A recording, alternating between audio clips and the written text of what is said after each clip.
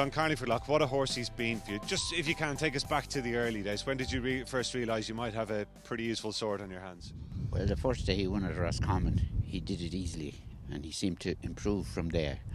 It took him a while to get the message, but he just kept on improving then all through his career, and he was always easy to keep right. There was just niggly little problems along the way. He might get a bit of a chill, or he might pull a muscle, and we just have to have patience with him. And he really won well that night. I think Mark Walsh rode him. Was he impressed straight from the word go? Very, very. Liked him from the beginning and said he's worth looking after. Yeah, and John, tell us, had you even back then maybe plotted out a path for the horse or mapped out where his future might lie, or was it a case of just taking it one race at a time? Well, I think, the horse told us what he was up to next, and Frank generally made the plan.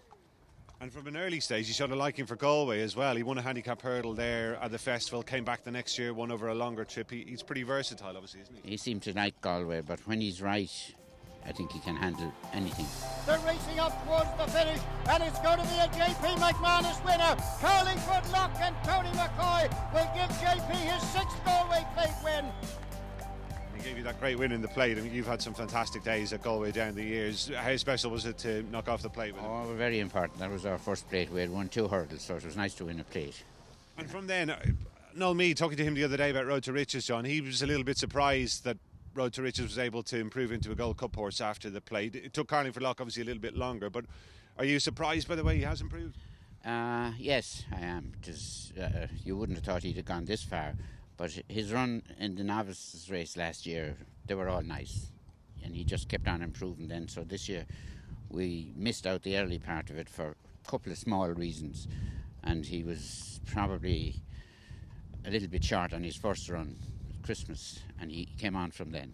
And tell us, what did you make of his run last year, John? Because considering he made a few mistakes on the way around, he wasn't beaten too far, was he? No, I think he just didn't sort of get the message quick enough. He was dwelt a little at the start. He jumped very deliberate, which left him with a bit to do.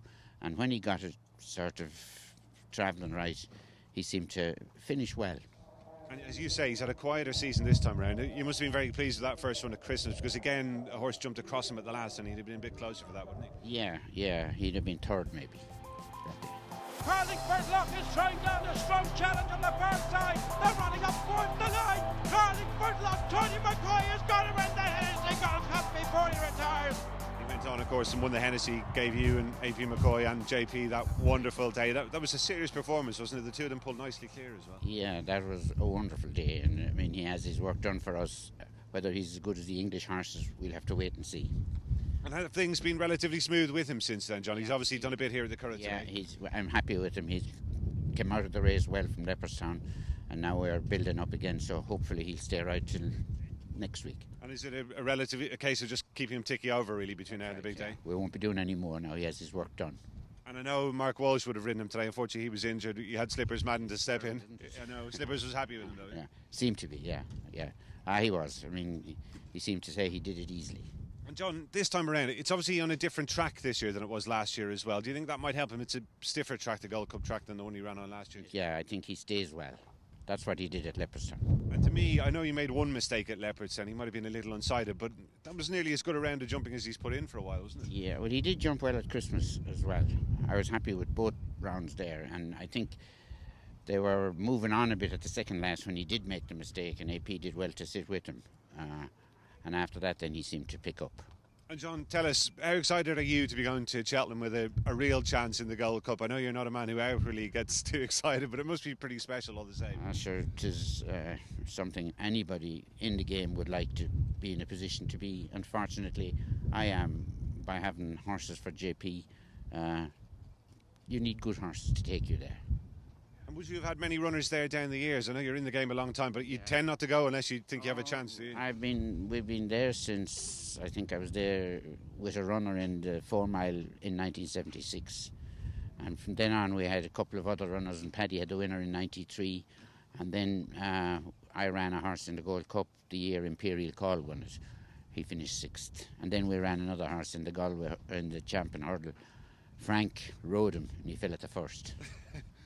So gives you a bit of luck at this stage. Yeah, we hope so. Yeah. And John, I know up until recently you could even still, for all I know, be riding out at home. Do you ever throw your leg across Carlingford Lough these days? Oh, I ride him all the time at home. And is he a nice horse to ride to deal with? Yeah. You couldn't have nicer. That's why I ride him.